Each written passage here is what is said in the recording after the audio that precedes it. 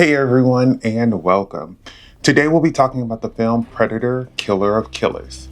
Fun fact, this role makes Michael Biehn the third person to be a part of the Terminator, Aliens, and Predator franchises. Bill Paxton and Lance Henriksen are the other two. This film came out in 2025 and stars Rick Gonzalez, Lindsay LaVanchy, and Louis Ozawa, and was directed by Dan Trachtenberg and Joshua Wassung. So, without further ado, let's get right into it.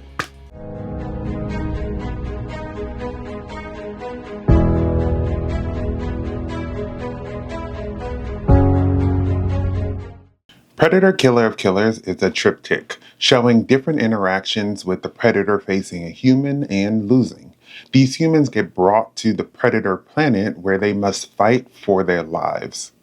Predator Killer of Killers is an adult animated action film. It has similar vibes to Prey, Alien Romulus, or The Witcher Nightmare of the Wolf. I was sold on Killer of Killers for the simple fact that Dan Trachtenberg was one of the directors, considering I think that Prey, the last Predator film before this movie, is pretty dang good. I, of course, was not wrong, and this movie, while short, is amazing. One of the most interesting things is getting more insight into what's happening on the Predator planet. I love how the film showcases three unique stories and then has them all connect, which allows you to see what the Predators are doing, but also how they aren't invincible, but they are super smart. One thing I will say about this and Prey is that they should have been released in theaters. Killer of Killers is in reference to these people that have bested a predator or yautja, which I recently found out is the name for them. I love seeing these three stories and then seeing how they are connected by the end of the film. I was wondering how they would connect the stories, and I saw at the end of the first two stories how it shows them in the prison, and then you see the camera pan to someone that they're looking at, and then it tells that person's story, which I thought was a cool way to introduce the characters and show why they are all together. The poster of the movie looks very simple, but heavily hints at what the three stories were and what their strengths were. Ursa is a Viking from the 800s who is the shield bearer. She uses her shield not only for protection, but to murder people as well.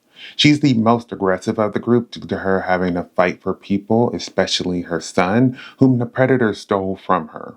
She eventually learns to trust the other two, but eventually gets captured by the predators after she sacrifices herself to save the other two guys. Kenji is a sword who is a sword-wielding samurai from Japan in the 1600s who is forced to fight his brother to determine who will be their father's successor, and he refuses. When we meet him again, he is an adult who is on a mission to confront his brother after his dad dies, but unbeknownst to them, a predator is watching. On his journey, he effectively destroys all of his brother's protection, which truly displays how smart he is at hunting. When they are on the predator planet, he is the first to really understand what Torres wants them to do, which to me showed how well he is at keeping a level head. He gets injured and makes it back on the ship, and I'm excited to see what happened to him. Torres is the Bullet, who was a fighter pilot in the war, and while his weapon of choice is a flying craft, his real weapon is his brain. He's able to see these vehicles and diagnose and fix them. If it's something unfamiliar, he can quickly learn to be able to effectively help the team. He doesn't come from a lot, which I thought made him extremely resourceful. When he is working on a plane that has a predator weapon on it, he immediately realizes something is wrong and tries to save the other soldiers, but no one will listen to him.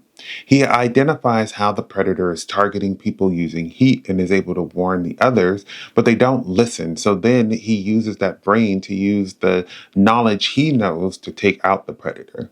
He is really good at adapting, whether that be changing his flying techniques to take on a predator, realizing that fighting each other wasn't the solution, hiding instead inside of a dead monster to eventually get out and steal a futuristic motorcycle, or figuring out the controls on the spaceship and figuring out how they're a little similar to anything else. He wasn't the best in the hand-to-hand combat, but get him a vehicle and he was ready to go, and I'm interested to see where he ends up.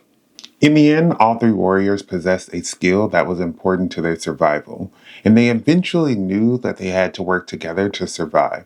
This movie reinforces the idea that you have to observe the predator like it observes its prey.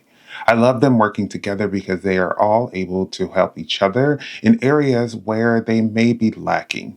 This wouldn't work with three people with the same skills, so having three unique ones was great to see how they can leverage everyone. The predators are known for observing their prey and looking for whoever is the best hunter or fighter in that area. A small detail in this movie is how the predator weapons advance over time, which implies that another predator is watching them and seeing what the faults are and where improvements can be made. Besides the weapons, I also assume that they're watching for the simple fact that they're capturing the victors from across time. At first, I thought maybe it's just these three, but then the film dropped a juicy Easter egg when we see Naru from Prey in the end in one of the cryopods. My favorite part of the movie is how they are not only able to tie these three stories together, but also how they are showing how there was so much life in this franchise.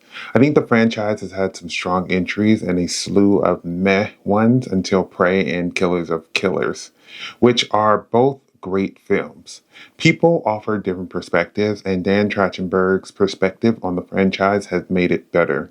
This movie also reminds you that the movie doesn't need to be over 2 hours to be fantastic. Killer of Killers proves that the franchise is great and there are some cool stories to tell. Predator Killer of Killers is a fantastic addition to the Predator franchise.